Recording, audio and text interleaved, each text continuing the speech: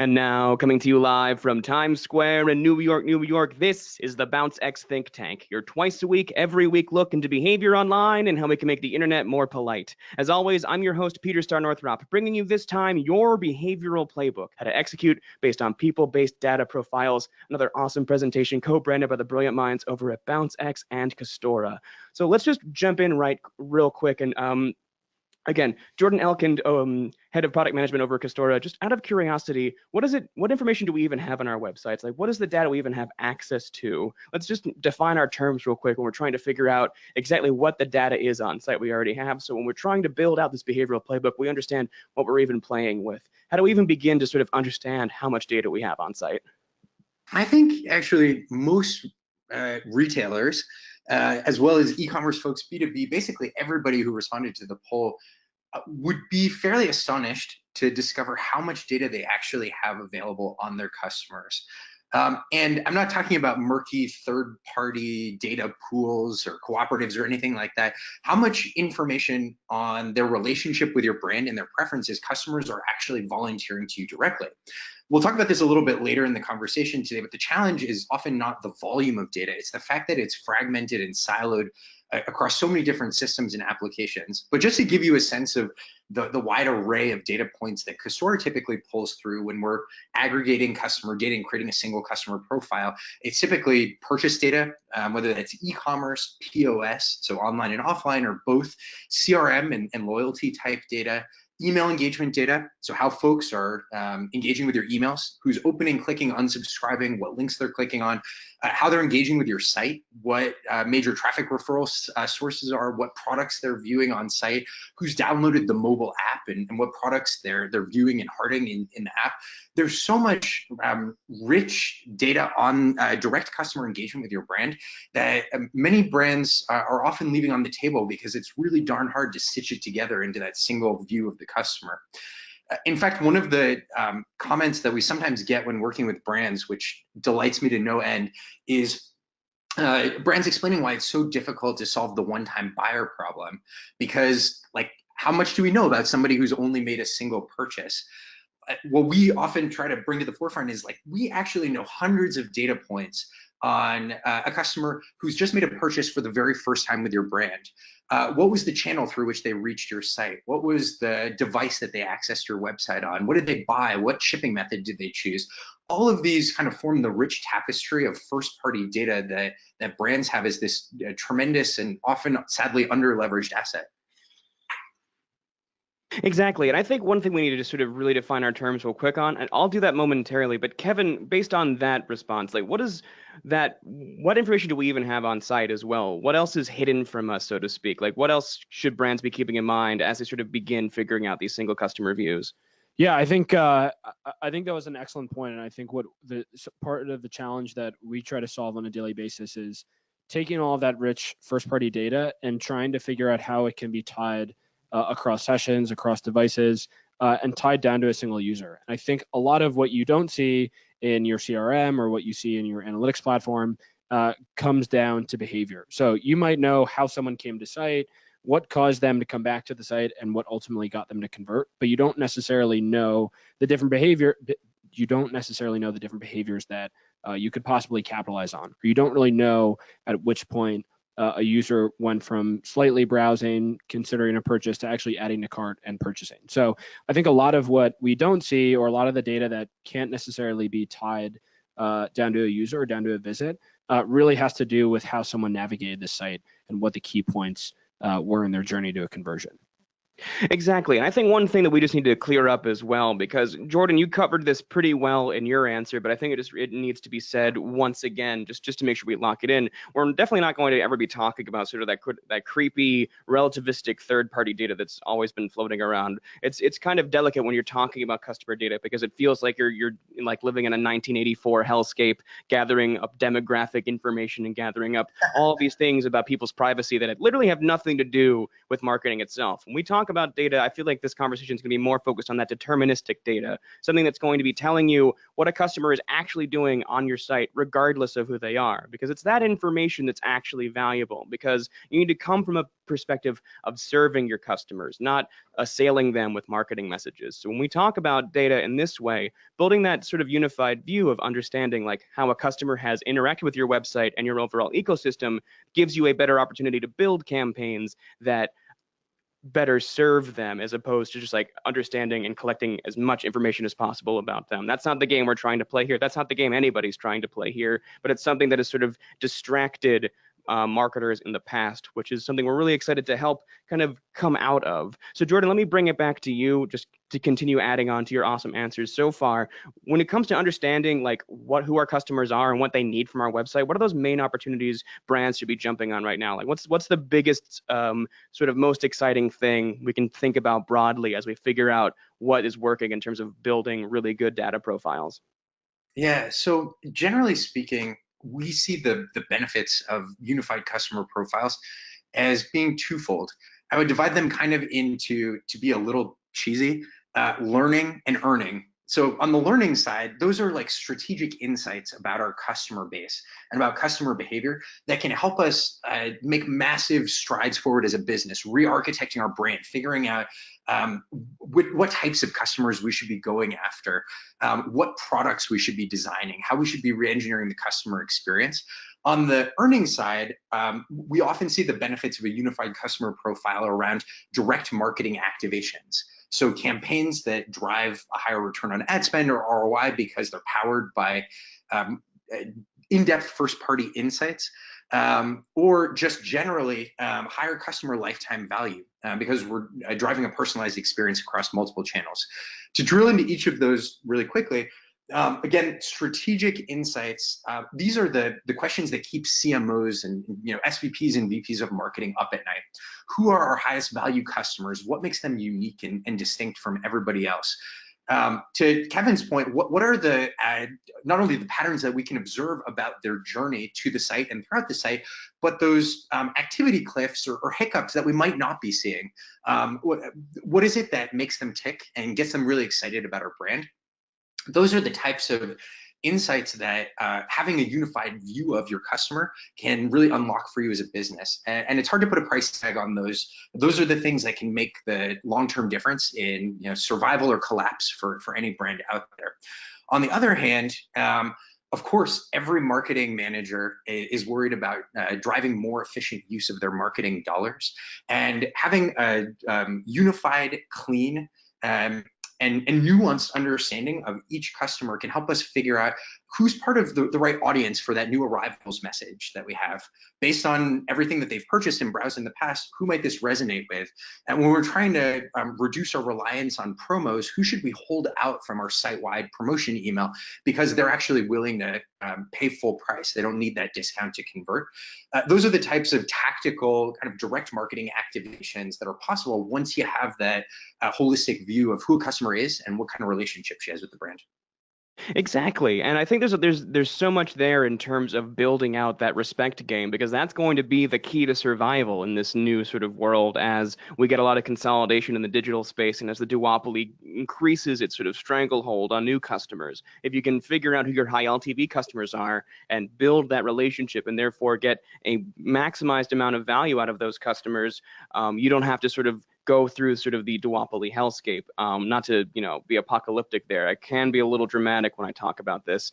Kevin, let me bring this back to you. Well, in your perspective, when it comes to sort of building that respect marketing strategy, what are those main opportunities brands have in terms of understanding the data they already have? Is there anything that is super easy that we can just be jumping on right now? Yeah, I think that's an excellent question, and it's something that we really try to solve for at Bounce X, because a lot of how you view your marketing efforts are through last touch. And I think what we don't do a great job is, or where we are lacking, is really considering that we live in a multi-touch world. And I think the way that you can sort of improve on some of the easy data or accessible data that you have right now is really thinking about optimizing your acquisition efforts by improving your retargeting efforts. Because right now we know that there are some really solid ways of bringing people to site and acquiring first-time customers, but everyone doesn't convert in a single session. In fact, most people don't convert after a first visit. And that doesn't mean that your acquisition efforts aren't successful. It just means that there needs to be something else. And so a lot of what we think about is how do we actually bring someone to site? How do we get someone to come back to site after they've come through a high converting channel or a well-performing channel? And we encourage you guys to do the same, because right now you might be doing a solid effort through Google or Facebook of bringing new users back to site, but it's really a question of what's going to make them come back during their second or third visit, at which point they're much more likely to convert. So we really want to carry over what interested them in their first visit, whether that was an ad, whether that was a specific product, and try and tie it back to a means of getting them to come back to site. So we can not only carry over the purchase momentum that brought them to the site in the first place, but also re-encourage them to actually go on and convert, which we know is a lot more likely after they're gonna take several visits to the site. Solid, man. Yeah. Oh, go for it, Jordan. Jordan here. I love that point. I'm actually interested to drill in a little bit because we at Custora talk constantly about leveraging insights on high value customers to deliver kind of that initial lookalike impression. Let's say the Google customer match similar audiences bump, or Facebook lookalike audiences bump. What you're talking about is really breakthrough. It's like extending the impact or amplifying the impact of that initial acquisition touch. Can you tell us a little more? I don't know if you have any data on how much this drives greater efficiency of acquisition dollars, or any specific success stories that you've had with amplifying the impact of acquisition efforts? Yeah, that's a really great question. And I think the easiest example to use is Facebook, since there's a really rich amount of data that you get through Facebook. You can build super specific profiles using Facebook. So a lot of what we find success with on the Bounce X side is unifying messaging across channels. And that starts with Facebook, right? We know that Facebook is an effective tool at actually targeting and bringing people to the site for the first time. What we try and do is then connect the messaging that they see on site from what they saw on Facebook. And then when they abandon from the site, we try to connect that same messaging over email. So the same messaging and the same content that they saw when they first came to the site is now going to be relevant to them on Facebook and over email as well. So we find that when we tie the whole visit together, we tie the whole experience together, and people are reminded of why they came to the site in the first place, or why they were interested in the brand in the first place, that not only improves conversion rate, improves overall performance, but we've seen that actually optimizes spend on Facebook as well. Because if you're bringing people to the site and they're not converting, but you make changes with how you're communicating with them across other channels, then that's going to reflect well on Facebook, which in this case is the acquisition channel. So the more you unify messaging across different visits, across devices, and across channels, we find the more effective it is, because it feels like a single experience, or it feels like a one-to-one experience for the user. Really exciting stuff. Yeah, we try real hard.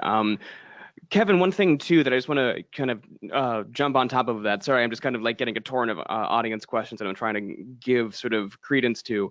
You mentioned sort of acquire via Facebook, re-engage via email. A lot of our audience is curious about, well, what if I don't get people to add their email address in that Facebook session? Can you use those same principles with Facebook retargeting for those same folks, or does that kind of mess up the algorithm and sort of not really help with Facebook spend, unless you don't have data on that, in which case no big deal. We're kind of jumping ahead 2 sections, but hey, fine by me.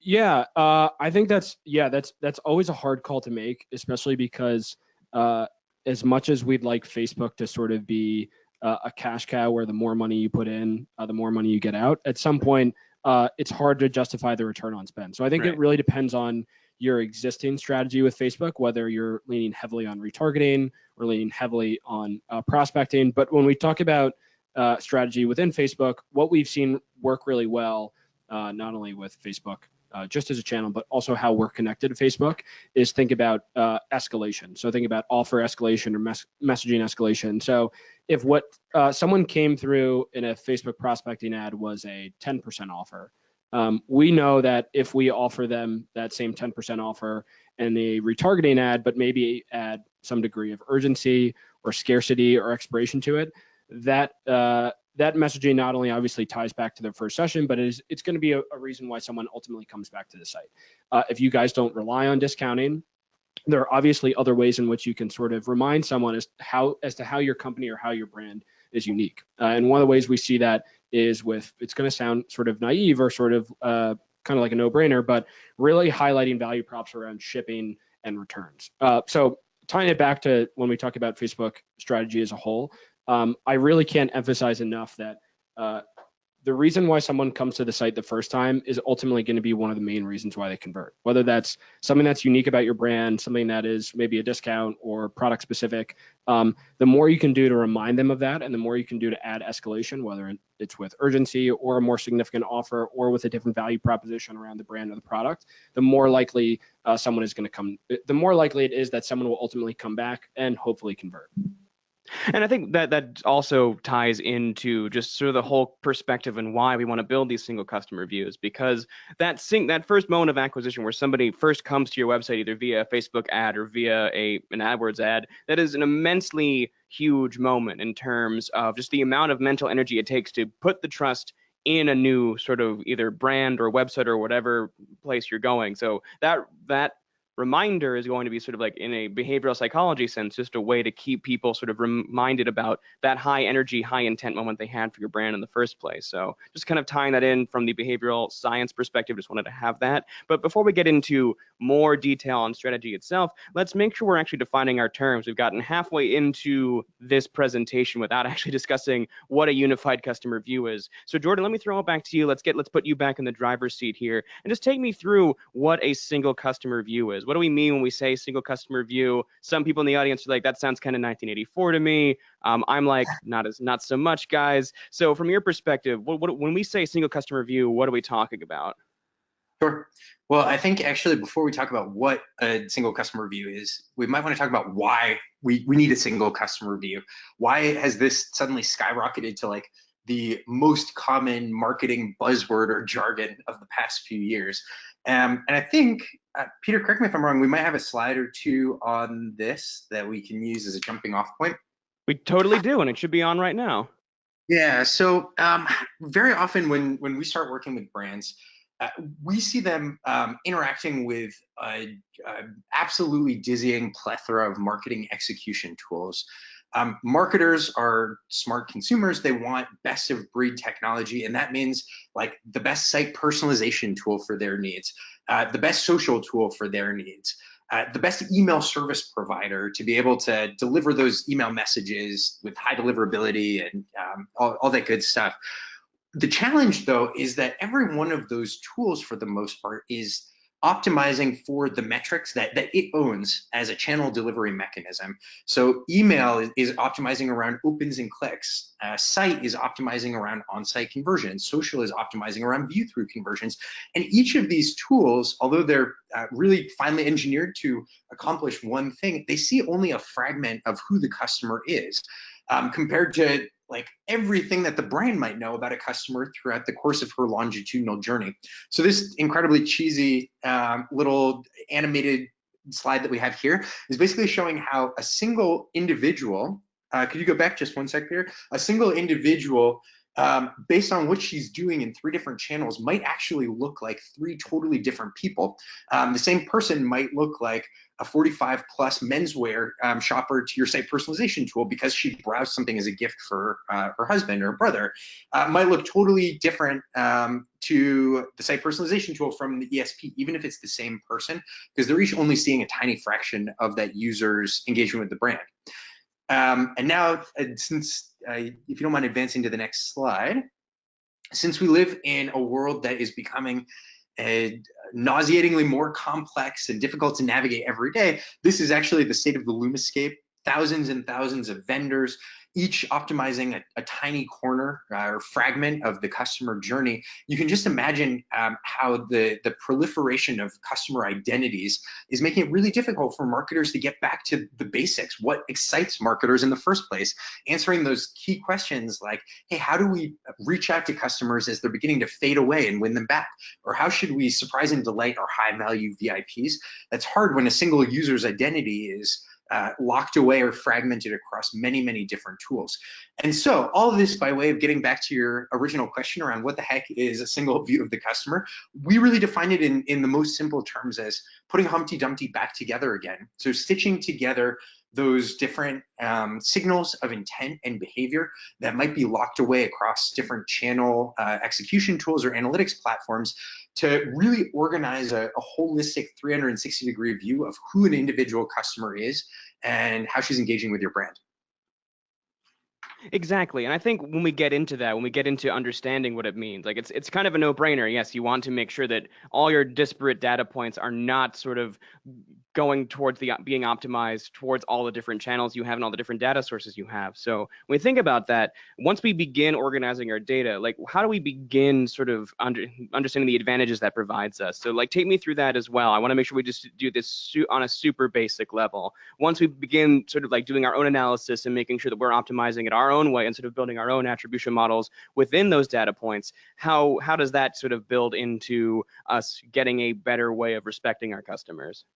Yeah, for sure. So I talked a little bit earlier about this framework that we use. And again, this is just a Custora framework, but for thinking about taking action on customer data. And for us, it comes down to really strategic insights to power big picture marketing decisions. So being able to answer mission critical questions like who are our most valuable customers and what makes them unique and different, what makes our one-time buyers who go on to make a second purchase different from those that we never hear from again. Typically, part of our playbook for getting value from customer data is beginning by doing a deep dive to really tease out the shapes and contours of the customer base. What is it that motivates different customer groups, and how does that make us think differently about who we're marketing to and how we're representing our brand? Then on the other side, as I mentioned earlier, we tend to think about putting that customer data into action with direct marketing campaigns. One thing that we discovered, you mentioned I've worn a couple of hats at Custora. I used to lead our customer success team, and absolutely the most daunting step for brands that were seeing their customers holistically for the first time was figuring out how should I begin to prioritize, the landscape of potential campaigns, of all of the actions that I could possibly take to boost lifetime value and grow customer loyalty to my brand. Should I begin with prioritizing abandoned cart campaigns, with churn prevention? We now have a very structured approach to eliminate the guesswork and help guide retailers and other brands towards figuring out how they should be engaging Playbook style with different types of customers at different stages in the customer journey. We call it the opportunity landscape, and essentially you can think of it as a way of classifying customers according to where they are in their life cycle with your brand. Is this somebody who is aware of your brand, has maybe signed up for email but hasn't yet converted? If so, there's a particular set of tactics that we want to put in place in order to nudge them towards making that first conversion. Is this somebody who's like converted but hasn't yet taken the greater loyalty step towards making a second purchase or becoming a VIP? If so, what sorts of campaigns can we enact to nudge them to the next stage in the customer life cycle? But understanding at a high level how customers are distributed across these different stages of the customer journey helps us identify key pockets of opportunity. And for each of those pockets of opportunity, having out-of-the-box campaign opportunities where marketers can enact kind of low-effort, evergreen initiatives to create kind of an always-on loyalty engine. That's where we tend to see marketing teams getting really excited about the potential of first-party insights in customer data.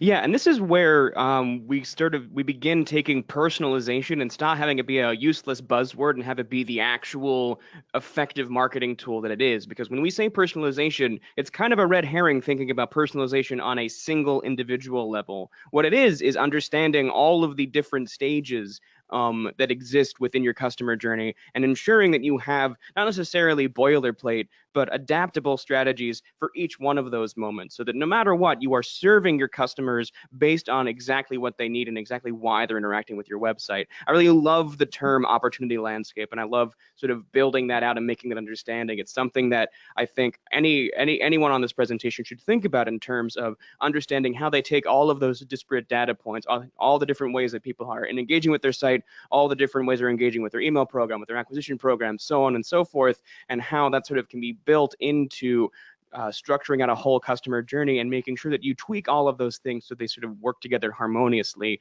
I am delighted by all of this. One thing our audience is curious about is, Kevin, let me bring you in for this just real quick. When we're talking about building out your opportunity landscape and building out sort of an attribution model or a sort of customer understanding platform based on all these disparate data sources, what do you do on the analytical side when you're trying to figure out the right kinds of campaigns that work for various stages in the customer journey for all of your clients? Like, what's that game there? Like, how do you make your data points sort of play well together? Just to get some commentary in this section. Yeah, that's it's a good question, and I think the answer in a lot of ways is pretty simple. It's where are your highest converting users coming from, number one, and number two, where's the largest source of drop off? Sure. The reality is a lot of people who are coming to your site are browsing casually. They're people who are only registering a few page views. They're traffic that's low converting and is not really going to help move the needle. Where things be improved, or where you can, where we really look to target things, or with users who are already well qualified, users who have already displayed some level of intent, and for whatever reason are dropping off. So we really look at two things. One, what are the highest converting channels? What are the channels that are performing really well in terms of acquisition, and how can they be optimized or improved? And then two, what's the largest point of drop off, either in the site or the customer journey or within the funnel? And how can we improve that? Because oftentimes it's going to come down to disparities in terms of user experience, in terms of messaging, in terms of sort of showing how you're different from the competition. That's really going to take someone to the next step in the funnel or ultimately to a conversion. So a lot of what we look at is, one, how is someone actually coming to the site? What channel are they coming from? How successful are they at registering time on site, number of page views? Are we successfully getting people to actually understand what our site is doing and what we're actually trying to either sell to the user or highlight to the user? From that point, we also want to figure out how easy is it to navigate through the funnel? How much does it make sense intuitively from a user's point of view to actually explore the brand and explore the site? And then finally, what is the path to actually completing a conversion? Now, in terms of e-commerce, what is the path to actually submitting a payment and checking out? And oftentimes that's the point of most friction, or that's the biggest drop-off point. So a lot of what we do is focused on making a conversion easier or more simple or more likely to happen within a single session. So a lot of what we do addresses the highest intent users on the site, which are prospects who have never converted before. Or excuse me, the highest intent, most valuable users who are prospects who have never converted before. But if you're seeing particularly high abandonment rates or particularly low engagement rates on category pages, on product pages, that probably means that you're either not driving high quality traffic, or there's some sort of odd blip in user experience where people don't really find it seamless or easy to navigate through the funnel. So a lot of what we look at comes down to drop off and then quality of traffic that's coming to the site. How do we capitalize on quality traffic? How do we capitalize on productive behavior and basically encourage people to take the natural next step in the funnel? Dig it, yeah. Oh, go for it, Jordan. I was just going to say, I really like that answer, Kevin, because I think it points to this super essential tension or synthesis in marketing between art and science. And we spend a lot of time talking and thinking about this, but what you're describing is essentially using almost data-driven tools to hone in on the most promising sources of traffic, the most influential moments in the site journey, the most important potential places of drop-off, but then to bring kind of business knowledge and ingenuity and the playbook that you guys have established with your clients to solving those problems. And I think, Peter, going back to the question you asked around like, hey, how do we actually go from the opportunity landscape to like putting high performing campaigns in place? We tend to search for that similar intersection of art and science. The science piece is understanding what is the exact right moment to, let's say, reach out to somebody who made a first purchase 31 days ago, 46 days ago, based on everything we know about them, their email engagement, what products they're browsing, what they bought on their first purchase, comparing them to similar lookalike customers.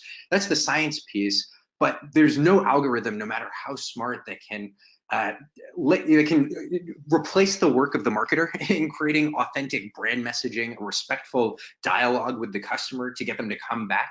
And that's often where we see the creativity coming into play. Once the annoying operationally challenging parts of being a marketer are out of the picture. We have our single customer view, all our pipes are connected. It really opens up the marketing team to think about that messaging. What are the calls to action or the value propositions that are likely to resonate with a customer at a crucial stage or inflection point in the journey? We're also huge fans of testing. We placed a lot of benefit on the empirical results that we can get by testing out different value props, or as you mentioned earlier, an escalating offer strategy, let's say, for customers who are beginning to fade away. I think at the end of the day, one of the reasons that we get excited about waking up in the morning and coming to work is that by taking care of the science, we get to see more of the art on the part of the marketer, thinking about like how to have real conversations with their customers. And I think one thing that I want to just jump into as we begin to understand this, I think we went a little bit too deep into that campaign aspect there. That was an awesome answer, Jordan. And looking at what our audience is asking about it, they want to take like one step down real fast. And when you've built the single customer view and you've begun building out these campaigns, what is the sort of starter pack you do as you sort of like build together all these different data sources into sort of a unified customer view? What's the first opportunity that you would start building campaigns in? Like, is there one that you do for every single client? Like, this is the one, this is the money campaign. Like, now that you have this view, this wins. Is it going to be different for every single customer? And if it is different, like, how can we in the audience here sort of think about our own brand and our own customer profiles in a way that helps us find that first sort of money campaign? Yep. So we have a foundational belief at Custora that every customer has a story. We were actually built as a company to tease out all the different stories in the customer base, the different shapes and sizes of customers. So, in geeky mathematical terms, we talk about customer heterogeneity. Well, that principle extends 100% to our clients as well. We work with 7 of the 20 top US retailers, so brands as distinct as global retailers that you've certainly heard of, like Macy's and Tiffany, J. Crew, all the way down to superstar e-commerce breakaways like Bonobos. They all have wildly different marketing priorities, different customer bases, and are facing different challenges. So we actually do not have a one-size-fits-all answer to the question of where to start.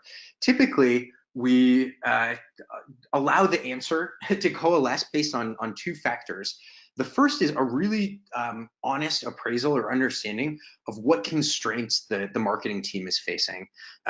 So, we talk about personalization at scale, and I think that evokes these kind of Minority Report sci-fi images of, a machine learning driven or AI powered a personalization engine that's delivering different creative to every single user in the customer base. To be totally honest, the vast majority of marketing teams that we work with, creative is like their most precious resource. And it's really difficult to imagine versioning out, even 3 different emails, let alone suddenly stumbling upon hundreds of different creative assets. But we start with a really honest warts and all appraisal of, what's the team structure? What are the resource constraints that they're facing? What channels are they actually able to execute in? We then pair that with some nice prioritization driven by opportunity sizing. So from working with such a broad swath of retailers, we actually know, hey, when we see customer bases that look similar to yours, for example, that have a similar churn prevention rate or a similar rate of 1 to 2 time buyer conversion, we can expect to see lift of somewhere between 5 and 10%, or somewhere between 20 and 30%. That kind of mathematical opportunity sizing often helps us hone in on where the greatest value is. And for one brand, it might be they've got a real problem with one-time buyers. Like they're bringing a lot of potentially high-value customers in the door and then not following up with them appropriately, not reaching out to them at the right time to drive that second purchase.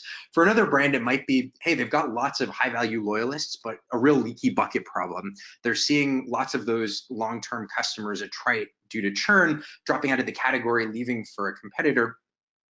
Ultimately, we allow kind of the data to guide us based on where the retailer is performing today and the types of gains that we've seen from similar retailers.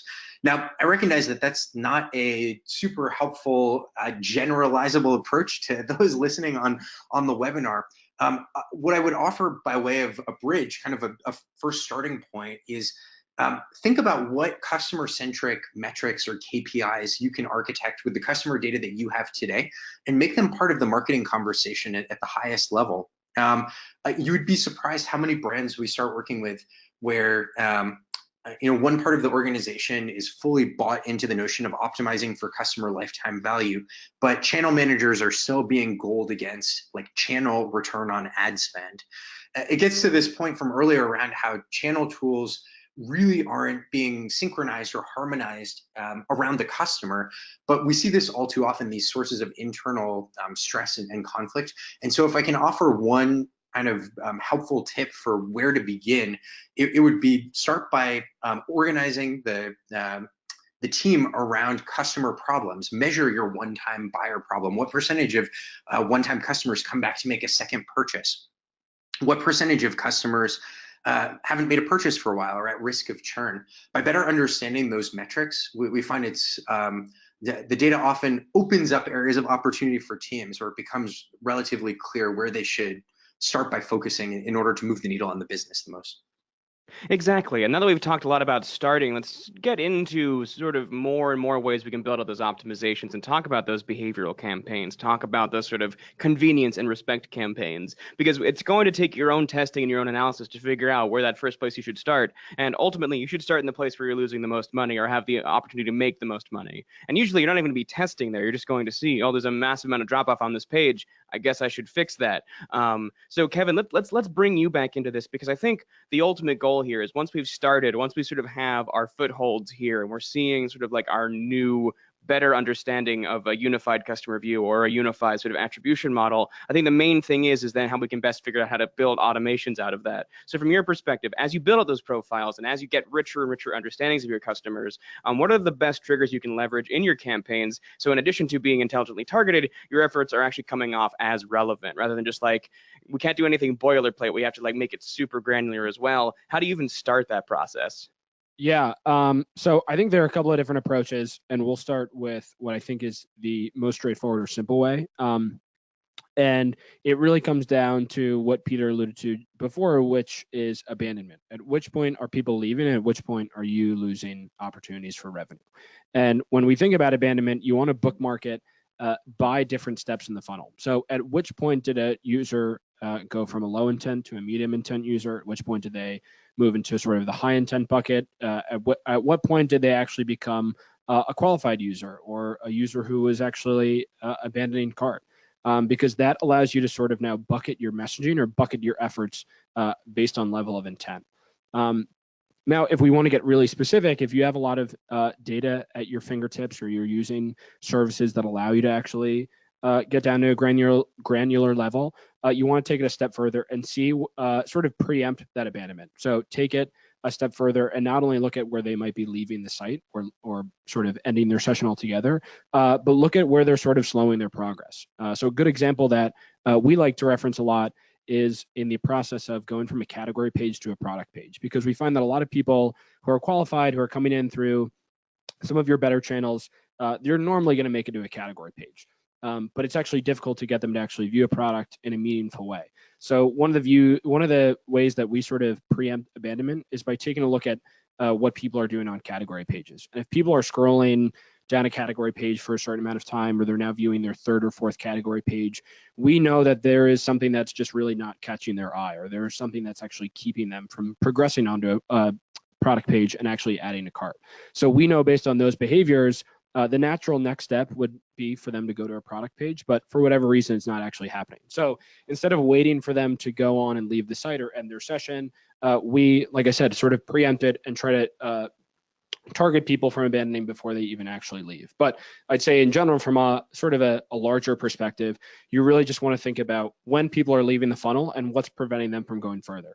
Because if you can break it down to into a few different profiles based on level of intent, you can now do relatively simple but also sophisticated retargeting in terms of how you want to message people and how, for lack of a better term, aggressively you want to go after them in order to get them to come back to site. And different kinds of customers will demand different levels of aggression, and it's just making sure that you sort of match how attention grabbing you need to be with sort of like the intent of that customer, because the whole goal here is understanding that. Think about how many tabs you have open on your browser right now as you watch this presentation, ladies and gentlemen. I guarantee it's more than 5, and everyone sort of lives in sort of this like plus 10, plus 15 tab world. There's nothing but distractions in this world now, and that's the main thing. It's keeping that focus, sort of honoring that intent, and making sure that your customers have the opportunity to know that you're still there and you're still willing to serve them. One thing I want to bring back before we get even closer to the hour here is looking at those holes in the funnel. So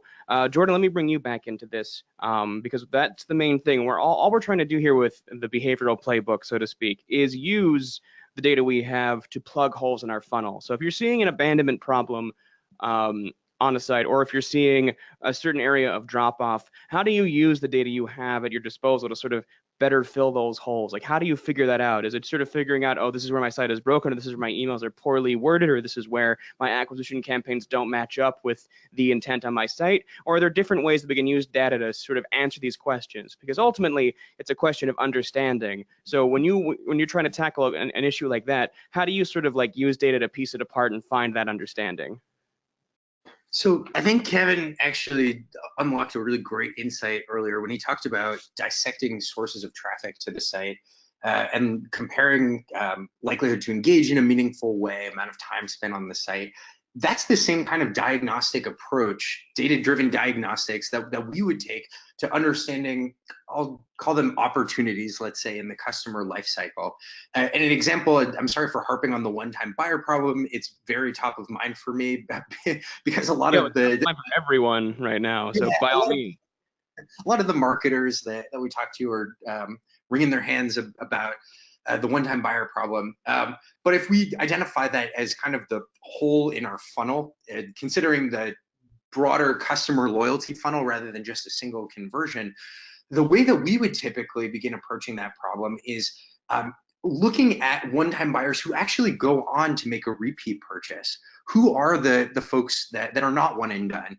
And what is it that makes them different? What experiences did they have either on their path to initial conversion or the types of marketing that you've been delivering to them post-conversion that help to account for the vast difference in their engagement patterns and their likelihood to engage with your brand again in the future?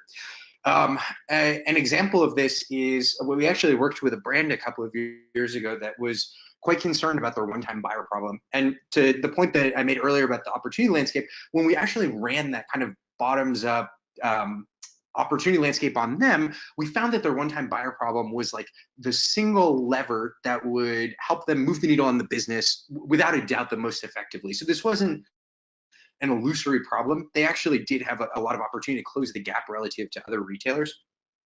And when we looked into their relatively recently acquired one-time buyers, we found a cluster of new customers, one-timers who had actually gone on to make a repeat purchase.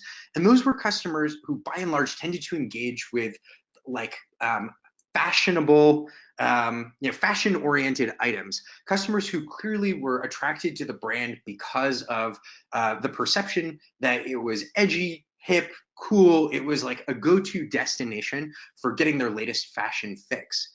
Now, when we looked at who were the customers who actually didn't go on to make that second purchase, the one and dones, we discovered by and large that these were customers that had all the makings of being equally valuable. It wasn't like they were coming in buying on super steep discount or only buying bargain basement things, but they were customers who had more of a preference, let's say, for kind of the core basics. I'll say the head to toe practical look rather than and something that was going to walk down the runway in Milan. And when we looked at the post-purchase welcome series that this retailer was putting in place, it was immediately clear that they were talking in a way that was highly calibrated to resonate with their fashionable customers, but they didn't have any way of maintaining the conversation with their less fashionable customers, customers who cared about other aspects of the brand identity and other product categories. Well, what we did on the basis of that information was basically totally retool the post-initial purchase experience. So going from a single one-size-fits-all fashion-oriented welcome series to multiple segmented welcome series And as I mentioned earlier, because we know so much about customers when they make their first purchase, imagine being able to automatically slot customers into one of those tracks where they're getting content that all of a sudden is relevant and tailored to their interests. Well, what they saw was an immediate and sustained bump in their 1 to 2 time buyer rate.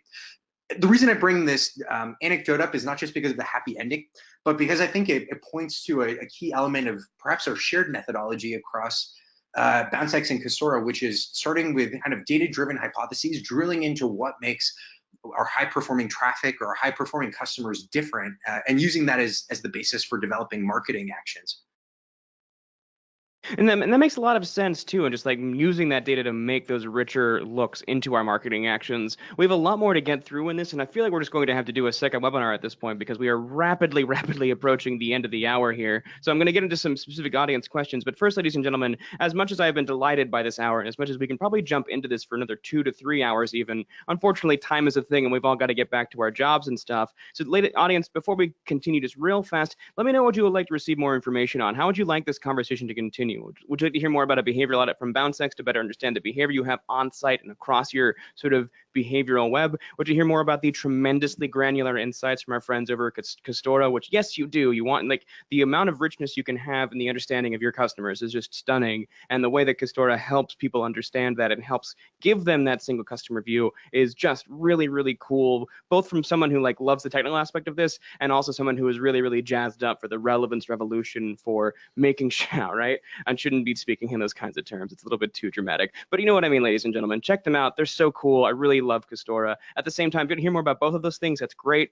If you want to hear more about neither, that's also awesome. Again, we're trying to practice what we preach here and make sure people get the information they actually want to get. So thanks so much for just taking care of that poll question real fast, ladies and gentlemen. Really delighted to have all your questions here, ladies and gentlemen. Let's keep rolling through this, though. One thing I want to just make sure we're honoring, though, for a very brief moment, I feel like we can jump into this a lot more granularly later on, is sort of that idea of LTV then, because we've been talking about the single purchase problem a lot. I want to just make sure that we're talking about how to use data to make sure that we are getting rid of that single purchase behavior as much as possible. So Kevin, let me bring you back into this for like one last time. We barely have a minute to discuss this, but when you are using the data you have and when you are sort of figuring out your attribution and using the data you have and understanding the intent that's on your site, how do you use that to sort of help build out high LTV campaigns? Is it something that lives and dies in email? Is there any other kind of retargeting that works? How do you sort of make sure you match all of that copy and all of those campaigns from the very beginning, like you said, but across a very long sort of customer life cycle? Because that sounds super hard.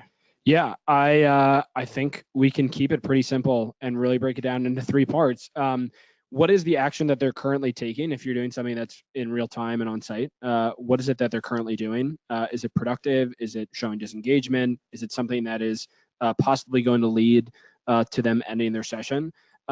Number 2, what is preventing them from going to the next step or the next point in the funnel? So moving from a category page to a product page or product page to add to cart. Where is that friction coming in the funnel? And then finally, what is it that they did earlier in their visit or earlier in their customer profile that got them to this point? Was it an acquisition source? Was it a specific email? Was it a specific product? And how can you tie that in later at a certain point? I think a lot of what we see now, a lot of what we see with digital marketing in general is not really sort of intuitive. It's just based on sort of what other people are doing. And I think when you think about retargeting in its current form, a lot of people give feedback that when they browse online, they just see a million different products following them online without any context and being blasted across future visits.